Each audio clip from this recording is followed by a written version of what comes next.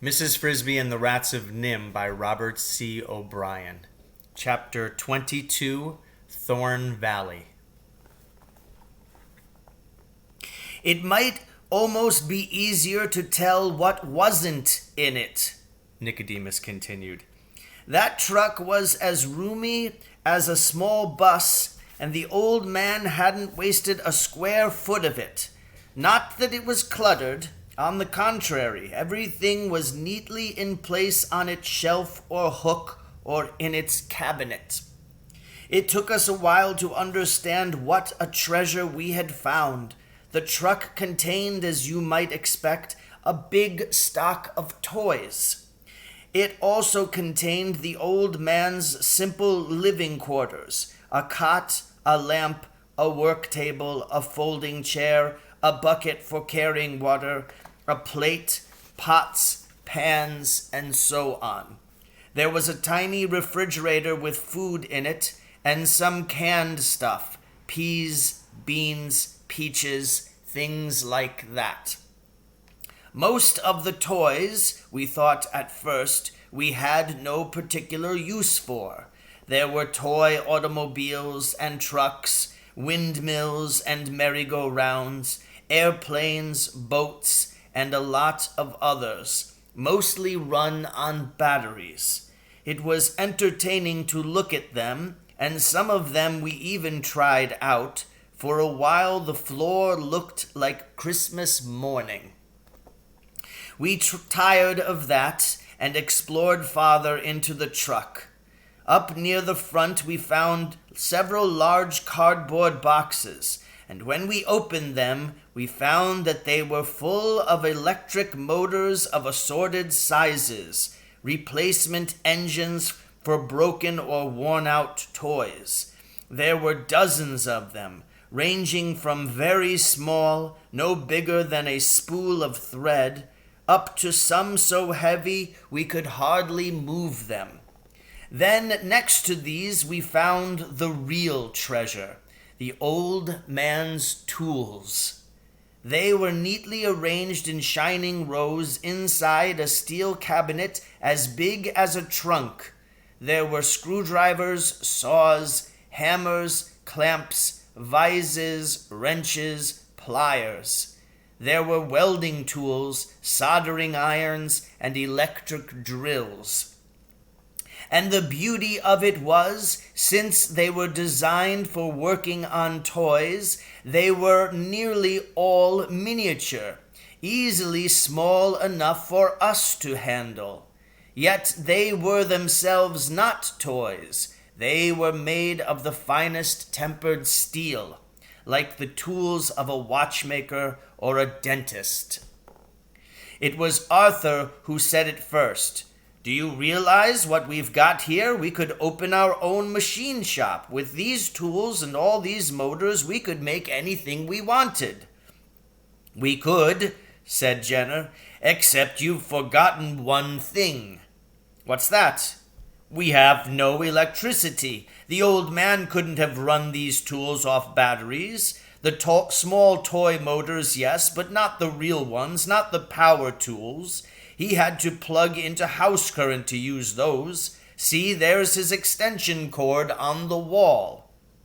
There was a long coil of heavy black cable hanging from a hook on the wall. It had a plug on one end and a socket on the other.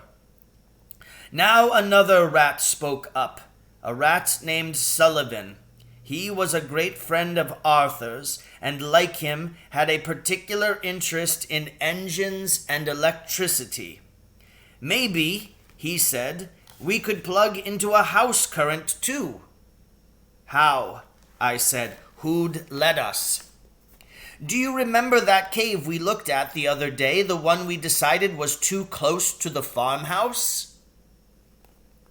That was the beginning of it.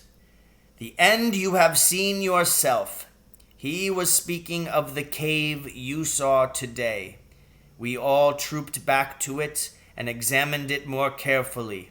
It was too close, or at least closer than we had planned, to live to a human habitation. But then we saw the huge rose bush near the tractor shed, where with quite a lot of digging we could put a concealed entrance.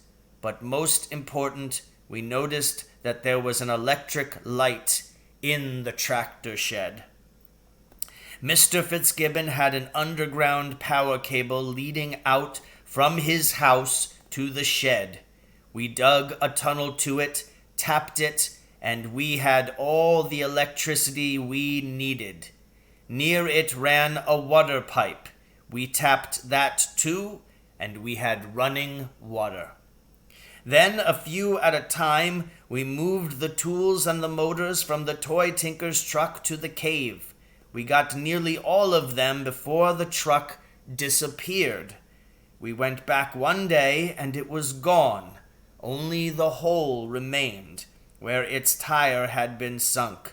The forest rangers must have found it and hauled it away. But they never discovered or disturbed the mound where the old man lay buried. So we built ourselves the life you see around you. Our colony thrived and grew to 115.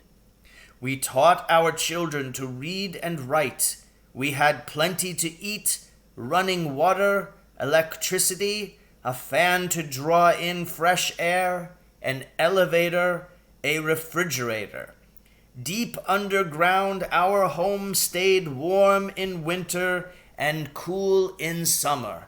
It was a comfortable, almost luxurious experience. And yet, all was not well. After the first burst of energy, the moving in of the machines, the digging of the tunnels and rooms, after that was done, a feeling of discontent settled upon us like some creeping disease. We were reluctant to admit it at first.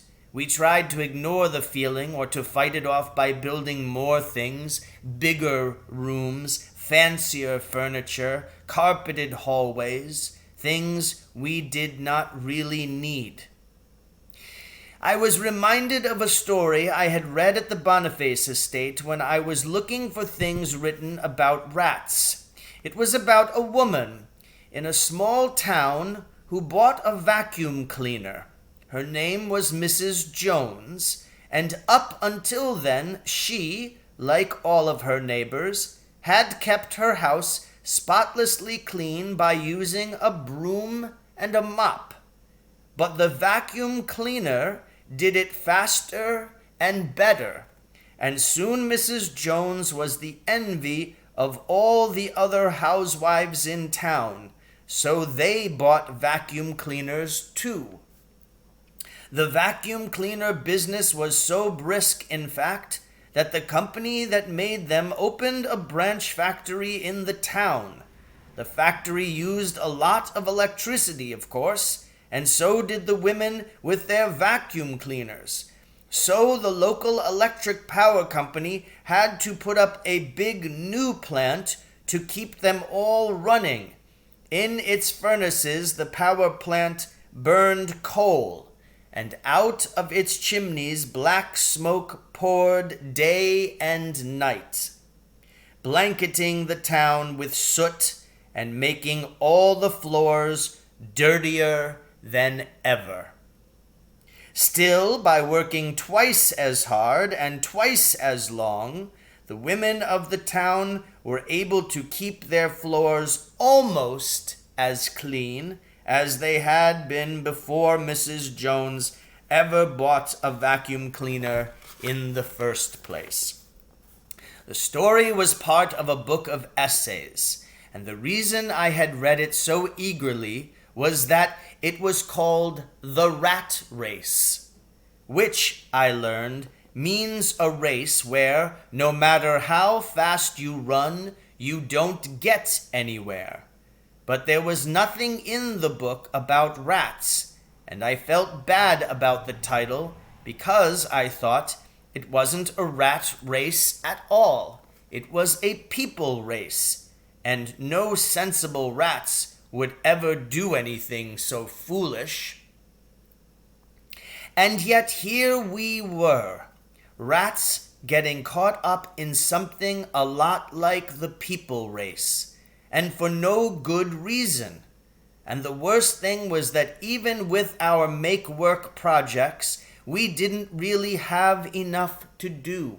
Our life was too easy.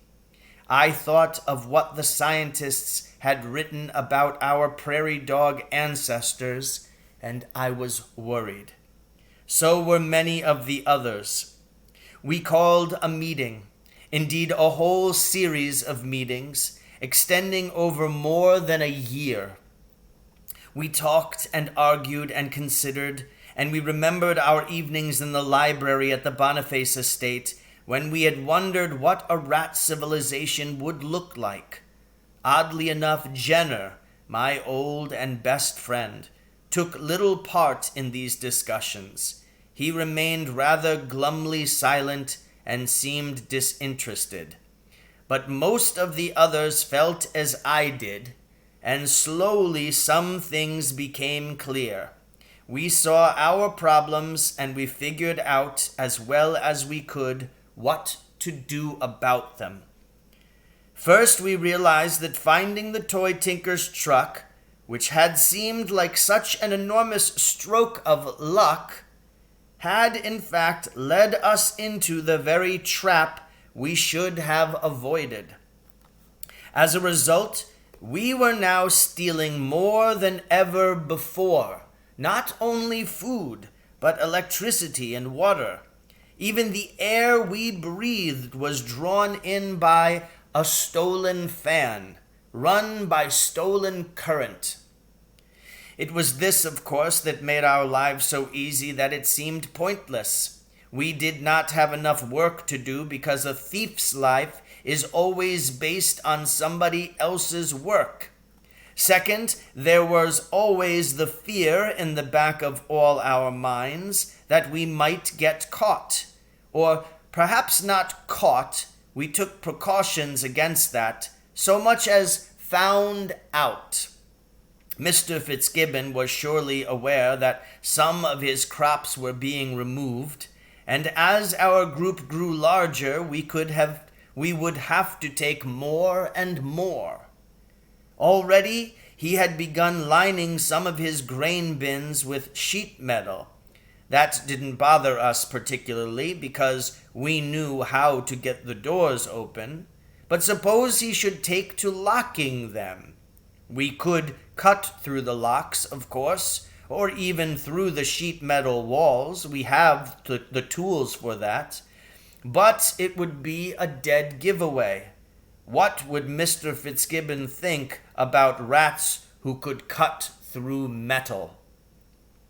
All these things we worried about and talked about and puzzled over, but we could not find any easy answer because there was none. There was, however, a hard answer. I began taking long walks into the forest. I had an idea in the back of my head. Sometimes I went alone, sometimes with some of the others. On one particular day I went with Jenner. I had not yet told him about my idea, nor did I on the morning we set out, but merely proposed a direction. We took along enough food for lunch. I remember that it was autumn, a bright, cool day. The leaves made a rustling sound when the wind blew, and some were turning yellow. In my walks, I had been exploring the jeep trails, trying to find out where they went and where they didn't go, trying to find the wildest parts of the forest, places where not even the rangers ever went. A few times I tried asking for information. I asked two squirrels, for instance, if they knew what lay on the other side of a mountain that rose before me. But they were silly, fearful creatures, and after looking at me in surprise, they both scurried up an oak tree and scolded senselessly in loud voices, shaking their tails until I left. I asked some chipmunks, and they were more polite.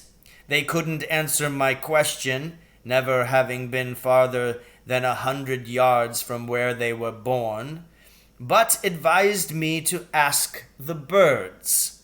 More specifically, one bird, a very old owl who was famous throughout the forest. They even told me how to find the enormous tree in which he lived. That was the beginning of my acquaintance with the owl. He knew every tree, every trail, every stone in the forest. He was, as you know, not naturally friendly towards rats, or mice either. But when I told him about our life at NIMH and our escape, he grew interested. Though he did not say so, I think he had already been watching some of our activities from the air in the evenings. Anyway, he was curious and listened carefully when I told him about our problems and my ideas for solving them. I have talked to him many times since. It was he who told me about Thorn Valley. The valley lies deep in the forest, beyond the big tree. The jeep trails do not cross it, nor even go close to it, for the mountains around it are forbidding, too steep and rocky even for jeeps, and are covered with thorny thickets. The owl told me that in all the years he had been flying, he had never seen a human being near it. Yet the bottom of the valley is level and broad and nearly a mile long. Steep cliffs wall it in all around. There are 3 ponds or small lakes in it, and apparently these are fed by springs, for they never dry up. On clear days, the owl said, he sometimes saw small fish swimming in them. I thought, could rats weave fish nets or make fish hooks? It was this valley I was looking for the day I set out with Jenner. I had careful directions from the owl, yet it took us half a day moving briskly to reach the base of the mountains. Then up, very steeply, for more than an hour, not really difficult for us, since rats are better climbers than men. Also, we are shorter, so we had little trouble with the spiny underbrush. From the top of the high ridge at last we looked down, and the valley lay before us. It was beautiful and still, a wild and lonely place. Through the green and yellow treetops below us, I could see the water of one of the ponds sparkling in the sun. I got the idea that my eyes, our eyes, were the first ever to see it, yet that was not true, for as we descended into the valley, a deer suddenly appeared in the trees ahead and went bounding off down the slope. There were wild animals there, and I wondered if they even suspected that outside these walls of mountains there were cities and roads and people. Most of the valley floor was in forest, great spreading oak and maple trees. But near one of the ponds I saw what I had hoped to find, a large natural clearing, a glade where only coarse grass and wild flowers grew, and some clumps of black raspberry bushes. This clearing was on the far side of the valley. Beyond it, the mountain wall rose again, a steep slope with big outcroppings of stone, granite ledges that thrust 6 or 10 feet out of the earth. We could live here, I said to Jenner. I suppose we could, he said. It's a beautiful place, but it's a long way from the barn. Think how far we'd have to carry food and no electricity. We could grow our own food, I said. I started to add but didn't, and maybe someday make our own electricity, if we decided we wanted to. We don't know how. Anyway, where would we grow it? Right here. It would be easy to clear away these weeds and bushes, and if we dug into that mountainside under those rock ledges, we'd have all the cave space we wanted. Dry and warm, with a good roof. There could be room enough for 1,000 of us. There aren't 1,000 of us.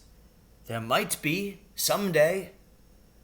But why? Why move? We've got a better place to live right now. We've got all the food we want. We've got electricity and lights and running water. I can't understand why everybody talks about changing things. Because everything we have is stolen. That's silly. Is it stealing when farmers take milk from cows or eggs from chickens? They're just smarter than the cows and chickens, that's all. Well, people are our cows. If we're smart enough, why shouldn't we get food from them? It's not the same. Farmers feed the cows and chickens and take care of them. We don't do anything for what we take. Besides, if we keep it up, we're sure to be found out. What then? What if we are? People have been trying to exterminate rats for centuries, but they haven't succeeded, and we're smarter than the others. What are they going to do? Dynamite us? Let them try. We'll find out where they keep the dynamite and use it on them. Then we'd really be found out. Don't you see, Jenner? If we ever did anything like that, they'd figure out who we are and what we know. Then only two things could happen. Either they'd hunt us all down and kill us, or they'd capture us and put us in a sideshow, or maybe take us back to NIMH. And this time, we'd never get away. I don't believe any of that, Jenner said. You've got this idea stuck in your head. We've got to start from nothing and work hard and build a rat civilization. I say, why start from nothing if you can start with everything?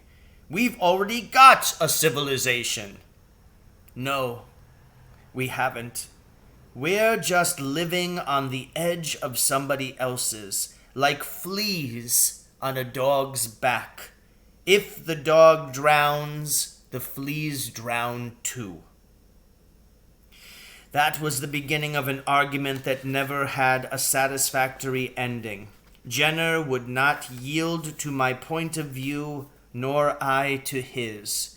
It wasn't that he was lazy and didn't want to work. He was just more cynical than the rest of us. Stealing did not bother him, and he was a pessimist. He never believed that we could really make it on our own.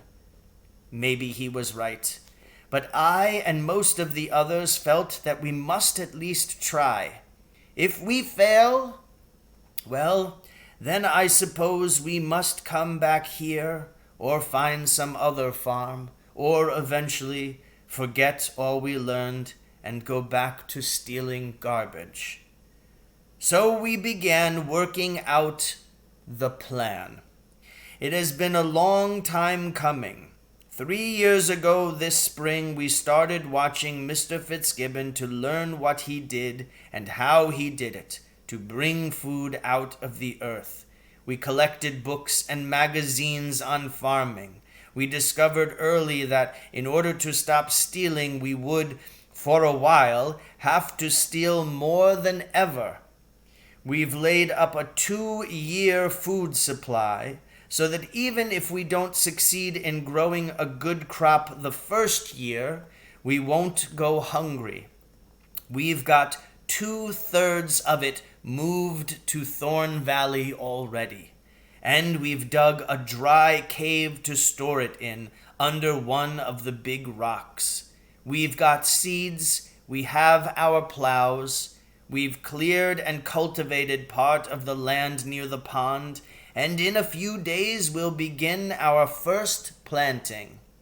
We've even dug some irrigation ditches in case there's a drought.